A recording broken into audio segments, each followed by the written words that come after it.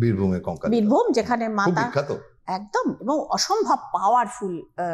প্রসূনদা, মানে ওখানে মাতা সতীর কঙ্কাল আমরা বলি, ওনারা স্থানীয় ভাষায় বলেন কাঁখাল, যেটা আমাদের মানে স্পাইনাল কর্ডের আরো নিচের অংশটা যেখানে এটা পড়েছিল, তো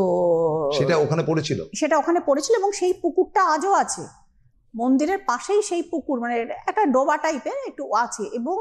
বলা হয় যে এই পুকুরের পবিত্রতা রক্ষা করবেন ওখানে, মানে ওইখানকার ধরুন পুজো আচ্ছা যাই করলেন, ওখানকার জলটা মাথায় ছিটিয়ে ওখানে স্নান করতে প্রচুর না না একদম না, কিন্তু পুরোহিত ওখান থেকে জল তুলে কোনো মানে হয়তো অসুস্থ বাচ্চা কেউ নিয়ে এসছে বা মুমূর্ষু রোগী কেউ নিয়ে এসছে, ছিটিয়ে দিয়ে তারপর শুনেছি বাচ্চাটা মানে কাঁদতে কাঁদতে এসেছিল, হাসতে হাসতে বাড়ি গেছে। আপনি বলতে পারেন আপনি মহিমায় বিশ্বাস করেন তাই আপনি এরকম বলছেন, যদি কেউ বলে, হ্যাঁ যদি কেউ বলে, কিন্তু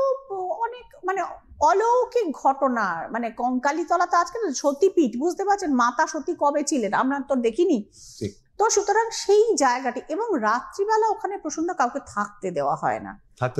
না না এখনো ওটা থাকতে দেওয়া হয় না। তাহলে মানে এই যে এত লক্ষ লক্ষ মানুষ যায়, লক্ষ লক্ষ মানুষ যাচ্ছে, কার্তিকী অমাবস্যাতে তো লক্ষাধিক মানুষ হবে, হ্যাঁ হবে, সেটা হয়তো সেই দিনটির জন্য হয়তো সেখানে করা হয়, এমনি নর্মালি ওখানে কিন্তু। এবং না ধরুন কালী পুজোটা তো রাতে হয়, একদম শেষ হতে হতে 12টা 1টা 2টো সেটা হতে পারে, তারপরে কিন্তু মন্দির খালি করে দেওয়া হবে, এবং হ্যাঁ পুরো থ্রু আউট দ্য নাইট কাউকে ওখানে থাকতে দেওয়া হয় না। কাছাকাছি কি হোটেল টোটেলের ব্যবস্থা আছে? ওই গেস্ট হাউস, লজ টজ এগুলো আছে, খুব বেশি কিছু, খুব বেশি বড় বড় স্টার হোটেল, আপনার তো চেনা জানা জায়গা, আমার চেনা জানা জায়গা, এবং আমি ধরুন বোলপুরে গেলে আমি একটুখানি গ্রাম্য পরিবেশে থাকতে পছন্দ